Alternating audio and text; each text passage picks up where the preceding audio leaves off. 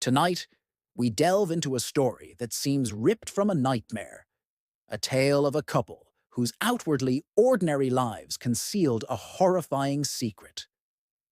Fred and Rose West. Their names are now infamous, synonymous with one of the most chilling crime sagas in British history.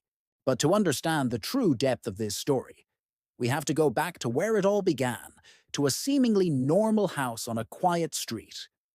25 Cromwell Street, Gloucester. On the surface, it was just another family home. A bit run down, perhaps, but unremarkable. Neighbors saw the Wests as a large, boisterous family. Fred was a jobbing builder, often seen working around the neighborhood. Rose was a housewife, raising a gaggle of children.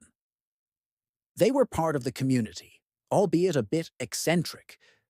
No one could have guessed that behind the front door of number 25, a house of horrors was taking shape, brick by brick, secret by secret. The story truly begins to unravel in 1994, but the seeds were planted decades earlier. The police were investigating the disappearance of the West's own daughter, Heather, who had vanished in 1987. She was just 16. Fred and Rose claimed she'd run off to work at a holiday resort. It was a plausible story, and for years, it was accepted. But as other young women started disappearing from the Gloucester area, a terrifying pattern began to emerge, one that authorities couldn't ignore any longer. The initial investigation into Heather's disappearance was slow and frustrating, but persistent detectives started to piece together fragments of information. They spoke to the other West children, who gave disturbing, albeit fragmented, accounts of life inside 25 Cromwell Street. They hinted at dark secrets, at things they were too scared to voice. It was enough to secure a search warrant. What the police expected to find is unclear, but what they were about to uncover would shock the world. In February of 1994, police began excavating the back garden of the Cromwell Street house. The media descended on the quiet street, its residents watching in disbelief as their neighborhood became the center of a national media storm. The digging started, and soon the first grim discovery was made. It was human remains. The bones were identified as Heather West. The lie her parents had maintained for 7 long years had finally crumbled, but this was only the beginning. As the excavation continued, the true scale of the horror became sickeningly clear. Under the patio, more remains were found, then under the cellar floor. 1 body, then 2, then 3. The number kept climbing. The house wasn't just a home. It was a graveyard. Each discovery was a ghost from the past, a missing persons case that had gone cold, a family left without answers for years. The victims were young women, many of them vulnerable, who had crossed paths with Fred and Rose West. But here's where the story takes a truly mind-bending twist. The police had Fred in custody. He was initially cooperative, almost boastful, leading them to the burial sites with a chilling nonchalance. He spun intricate, often contradictory tales, trying to control the narrative even as his world was collapsing. He claimed some of the victims were lodgers, runaways, people no one would miss. He even tried to pin the blame on Rose, and astonishingly, on his first wife, Rena Costello, who was also one of the victims buried in a field miles away. The investigation became a complex puzzle. Who were these victims? They were daughters, friends, travelers.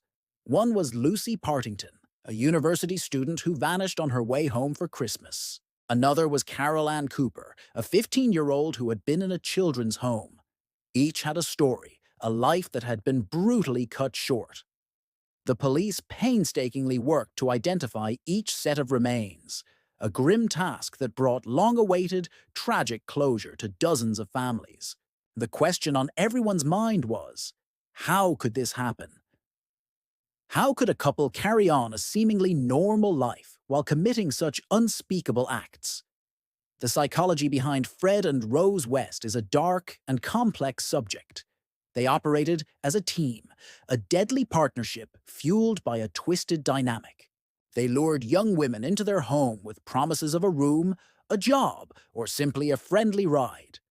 Once inside, the victims were trapped. As the trial approached, the world braced for more revelations. But then, another twist. On New Year's Day, 1995, before he could face a jury, Fred West took his own life in his prison cell. He took his secrets to the grave, leaving Rose to face justice alone. Her trial became a spectacle. She portrayed herself as a victim, a dominated wife who was unaware of her husband's activities. Her defense argued that she was just as much under Fred's control as the women he targeted. But the prosecution painted a very different picture. They presented evidence from the West's own children, who bravely testified against their mother. Their testimony was harrowing, describing a life of constant fear and detailing Rose's active participation. The jury saw through her facade. They found her guilty on 10 counts, and she was sentenced to life in prison. She remains there to this day, one of Britain's most notorious female criminals, never having admitted to her role in the horrors of Cromwell Street. The house at 25 Cromwell Street, the epicenter of this tragedy, was demolished in 1996. It was erased from the landscape, but not from memory. Today, a public footpath runs through the space where the House of Horrors once stood. It's a quiet, unassuming place, giving no hint of the darkness it once contained. The story of Fred and Rose West serves as a chilling reminder that evil can lurk in the most ordinary of places, behind the most unassuming of faces. It's a story of profound loss, but also of the tireless pursuit of justice and the resilience of those who seek the truth. Thank you so much for joining me on this deep dive into one of history's most disturbing cases.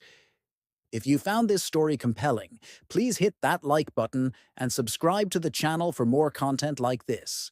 Stay safe, and we'll see you in the next video.